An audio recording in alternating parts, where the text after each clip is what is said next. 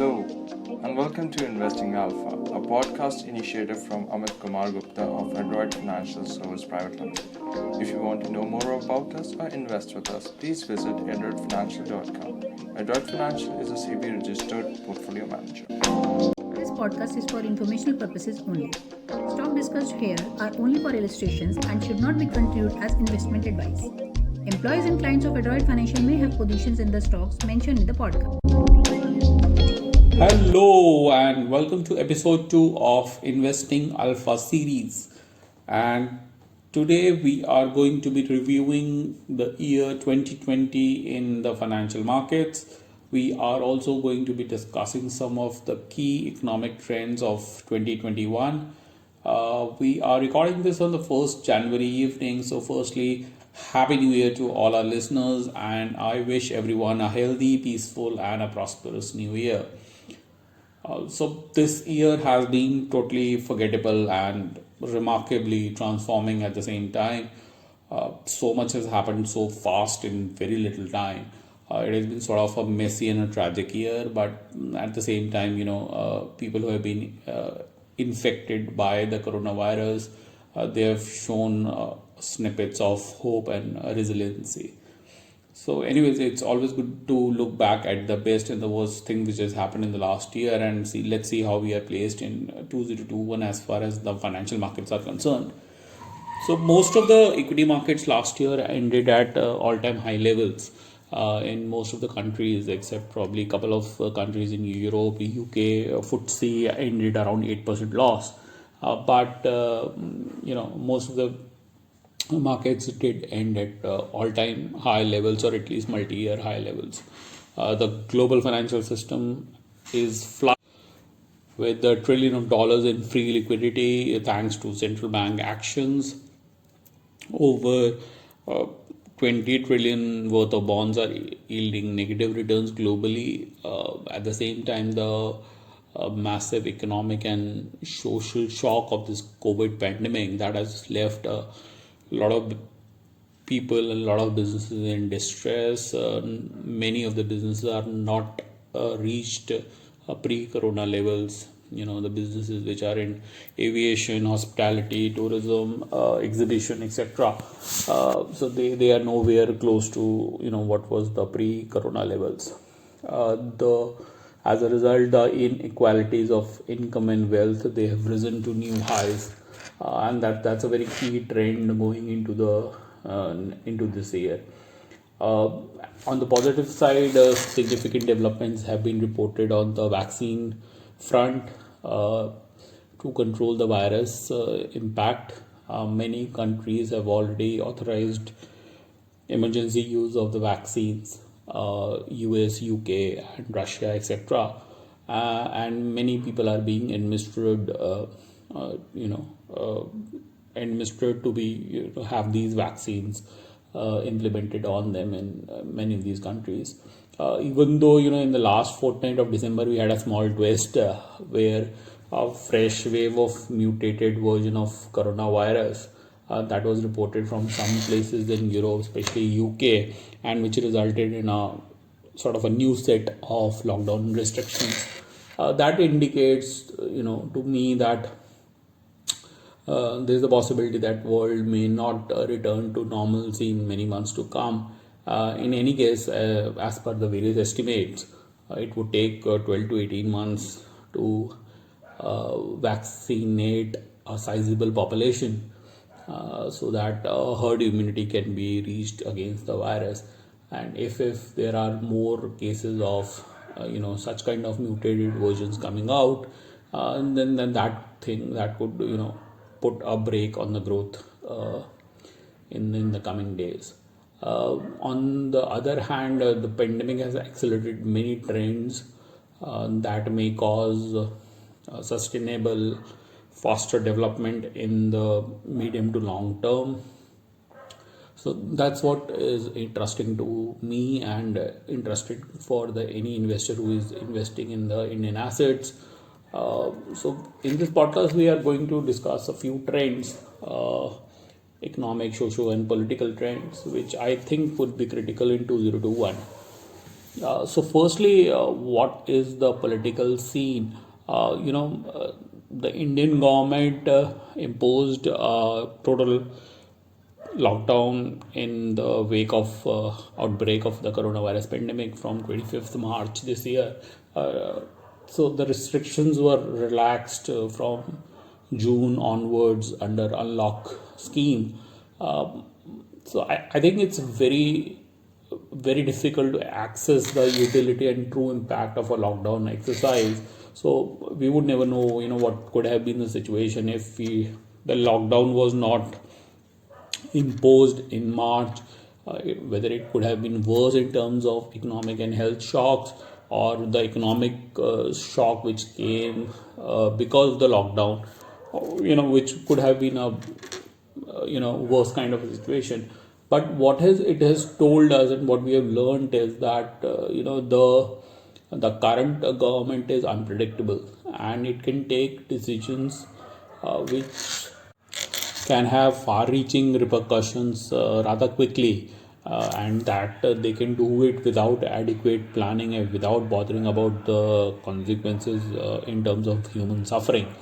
So, we shall continue to incorporate that feature in our investment strategy, and we would consciously avoid businesses which are dependent on very high policy making or government intervention, or which is very highly dependent on payments from the government, whether they are our suppliers or the vendors in the supply chain. So we will continue to incorporate that feature. We have followed that in 2020 as well, avoiding most of the PSUs, and I think we are going to continue that in 2021 as well.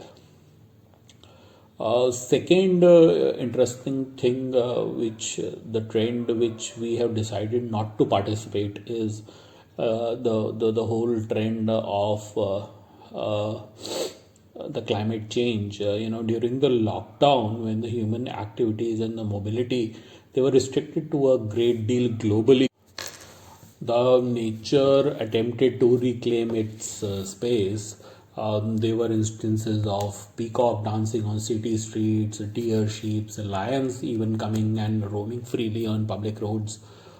Air quality improved. We had like visibility of few hundred kilometers. I know that people, some of my friends living in Chandigarh, they could see the Himalayas, which is about 150, 180 kilometers at least from Chandigarh. Within the 15 days of unlocking, the human reclaimed the entire territory again from the nature. So I'm not belittling the enthusiasm behind all the sharing of pictures of nature on social media, but it is clear that we have moved too far on the path of self-destruction. On the other hand, digital meetings and work from home, that has been adopted at sort of base level for many businesses. That has bring immediate tangible benefits to both the employer and the employee, and we have seen a lot of movement of the employees moving back to their native towns, etc. So that has led us to conclude that any global agreement on climate will not succeed unless it has got immediate and tangible economic payoff for the parties, and it has to be very very direct and very immediate. So all this Paris Accord and Kyoto Protocol, I think they are not going to be very investment worthy even in this year, unless we start seeing some tangible economic benefits for Indian businesses and consumers. Third trend is that we are going to have a new dimension to the risk management process, to the trading strategies and the option pricing methods. If you remember, in April this year, something which has never happened in the global commodities market, which was the WTI crudes are traded at negative, and that lead to a lot of changes with the exchanges as well, with the traders, how the risk management could have been done. So that has added new dimensions. So I expect this trend to continue, where the risk management processes will become more robust going forward. You'll have new trading strategies to take into account these kind of exceptional moves coming into the markets. So that makes us a little positive on all the exchanges listed in the listed space, and how they can build up their volumes as well. Fourth trend is with the respect to the digital currency. We Bitcoin was sort of a vogue till 2009-10, last global financial crisis, and even though it was accepted as a medium of exchange in many countries, it never gained wider acceptance as a sort of a legitimate assets like gold or currency. But in 2020, most of the reputable global investors have accepted Bitcoin as a sort of a futuristic store of value, just like gold or the US dollar. And obviously that has come with on the back of very sharp outperformance against the precious metals. But I think this is probably the beginning of what we are going to see as the acceptance of bitcoins, sort of a beginning of a new era on the global monetary system.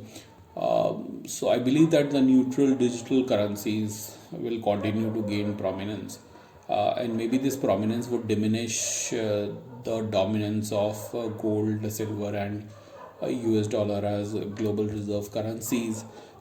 Currently, less than 5% allocation is there in the institutional holdings of crypto, but I believe this can accelerate in the coming year. This allocation can accelerate. Another thing which we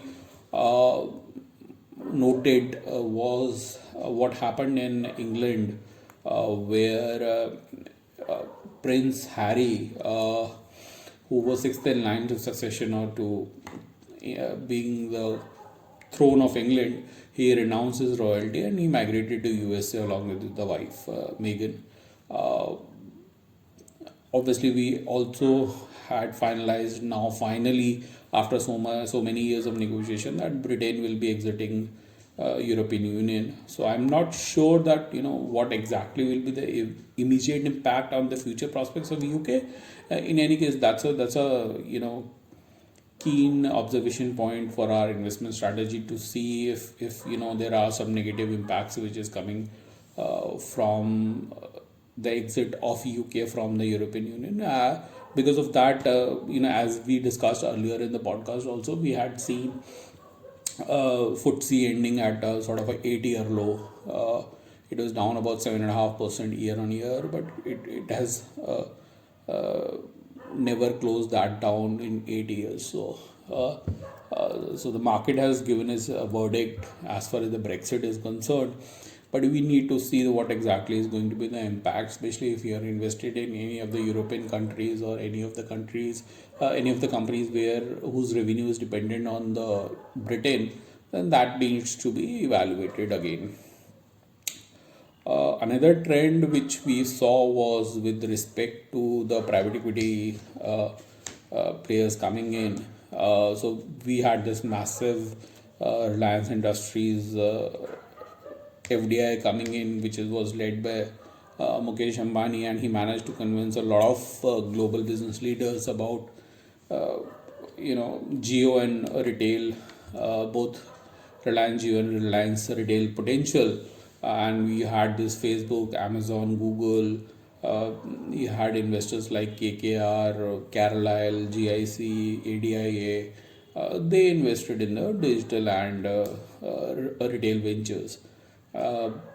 We've also seen global petroleum majors like BP and Aramco also planning to commit a large investment in the fuel business of Reliance as well, the petchem business. And if these investments are consummated successfully in next few years, then we should see more of Indian businesses getting attention of the global business leaders and investors. I believe Reliance has laid the foundation, so to speak, and if this goes well in the next few years, then we shall be evaluating some of the large, viable, but maybe indebted businesses from that viewpoint, that they can also, sell some stake to global players and get themselves debt free, and that could be a turning point for investment in these companies. Lastly, we have seen, as far as the political situation is concerned, we have seen a lot of protests against Citizen Amendmentship Act before the coronavirus happened, and recently we have seen a lot of protests against the farm reforms. That has strengthened our belief that the mistrust between BJP and the opposition parties that have sort of breached the red line. The political environment is going to get vicious, and we have elections due this year in West Bengal and Odisha, and we do not expect any political consensus on a lot of these issues. So for our investment strategy, we are, that is our base assumption, that we are not going to expect any political consensus, and whatever reforms are going to happen, they will happen at a very slow pace. And even if the reforms are good, there could be some dilution, as we are seeing in the farm reforms as well. So we do believe that BJP does not have a credible opposition. Congress is getting further weakened, so getting majority votes in Rajya Sabha also will not be a major issue. But the reversal for BJP looks very difficult at this point of time, even if you look out for 2024 elections as well. So we do believe that the political consensus will be a little difficult, even though they will be able to pass a lot of legislations. So that's it from my side. Do like and subscribe to the channel for more podcast, and I'll catch you next week in the next episode of Alpha Investing. Take care till then, stay safe, and wear a mask every time you step in. Thank you for listening to Investing Alpha, podcast initiative from Amit Kumar Gupta of Adroit Financial Services Private Limited. Please connect on @AmitGupta0310 on Twitter for more market related updates.